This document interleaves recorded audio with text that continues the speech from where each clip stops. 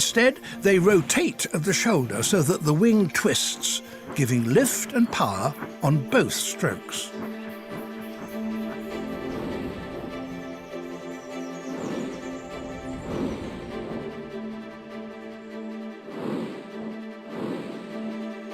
The extra power gives the hummingbirds a great advantage, and they can claim to be the most accomplished flyers that have ever taken to the air.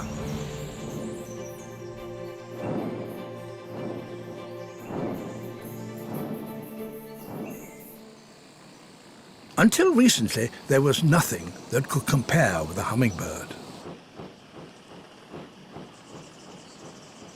That is, until a high-tech company in California invented a robotic one.